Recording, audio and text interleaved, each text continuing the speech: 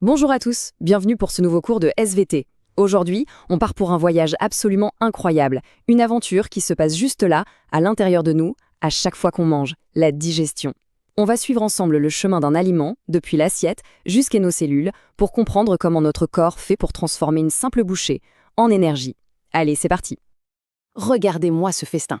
On a tous déjà eu cette sensation d'avoir les yeux plus gros que le ventre devant un bon repas, pas vrai?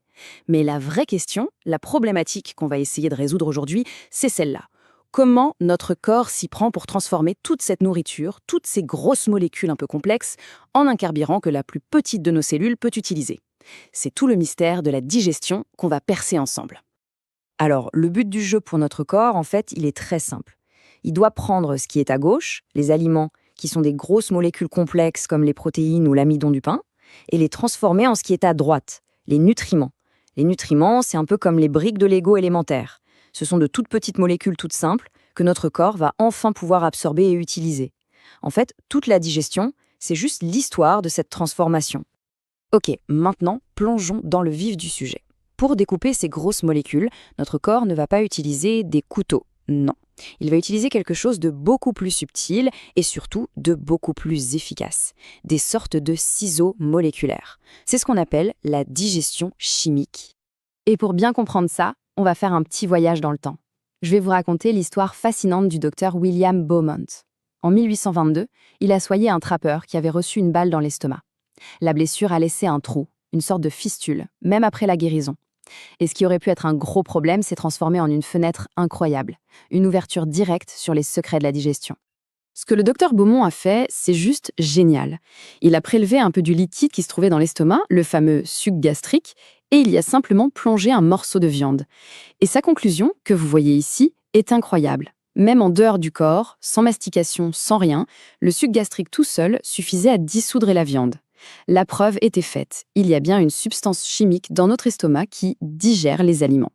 Et cette substance un peu magique, ce sont les enzymes. Voilà, ça, c'est le mot-clé à retenir. Les enzymes, ce sont nos fameux ciseaux moléculaires.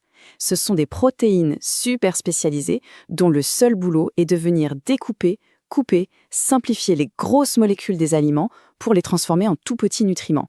C'est vraiment ça, le cœur de la digestion chimique. Très bien, nos aliments sont maintenant découpés en tout petits nutriments. On peut dire que la mission est à moitié accomplie. Mais maintenant, la question c'est, comment ces nutriments font-ils pour sortir du tube digestif et aller nourrir tout notre corps? Eh bien, bienvenue sur ce qu'on pourrait appeler l'autoroute de l'absorption. Et cette autoroute, son nom, c'est l'intestin grêle. C'est un organe absolument incroyable. Si on le dépliait, il ferait plus de 6 mètres de long chez un adulte. 6 mètres! C'est ici que la très grande majorité des nutriments va passer dans notre sang. Mais attention, sa longueur ne fait pas tout. Si on pouvait regarder à l'intérieur, on verrait que la paroi n'est pas lisse du tout. Elle est entièrement recouverte d'innombrables replis, un peu comme un accordéon qu'on aurait étiré. C'est une première astuce de la nature pour augmenter la surface de contact avec les aliments.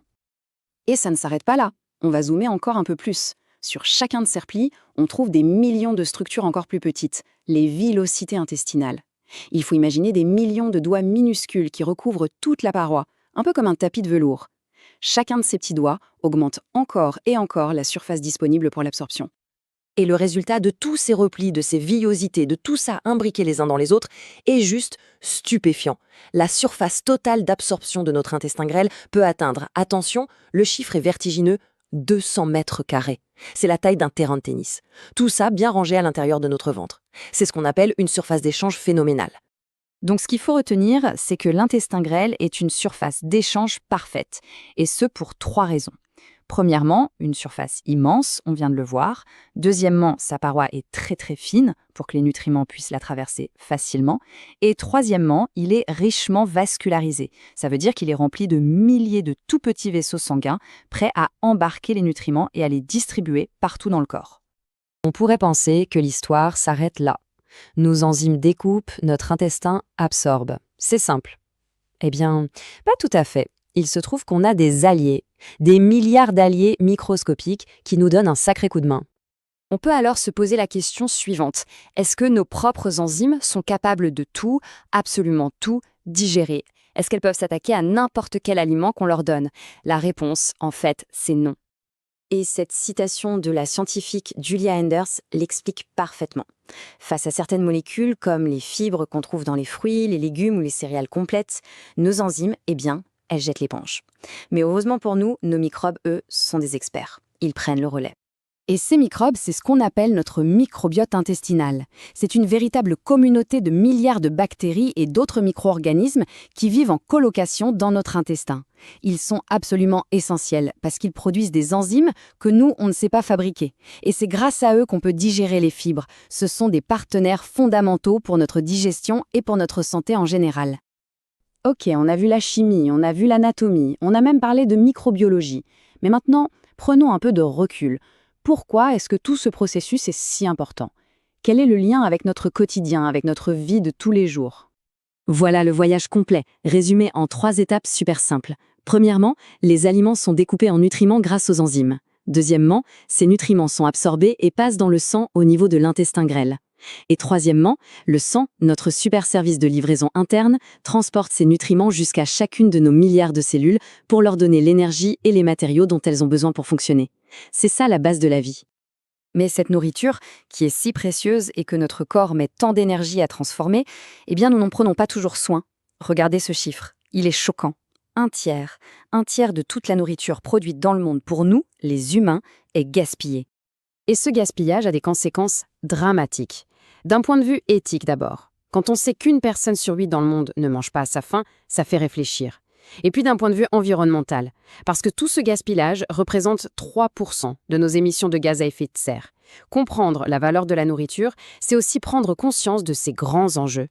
Bon, pour conclure et pour être bien sûr que tout est clair, on passe au mémo SVT.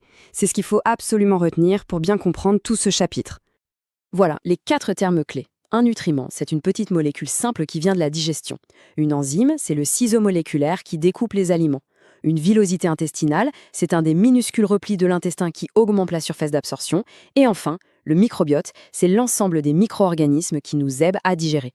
Et je vous laisse avec une question, pour aller un peu plus loin. Maintenant qu'on sait que notre microbiote est un partenaire essentiel, la question n'est plus seulement « qu'est-ce que je mange pour me nourrir ?», mais aussi « qu'est-ce que je mange pour bien nourrir mes microbes et prendre soin d'eux ?» Ça change pas mal la façon de voir notre alimentation, non? Et voilà, notre voyage au cœur de la digestion se termine ici. Si ça vous a permis d'y voir un peu plus clair, n'hésitez pas à le faire savoir et à nous suivre pour les prochaines explorations du corps humain. Merci beaucoup pour votre attention et à très bientôt.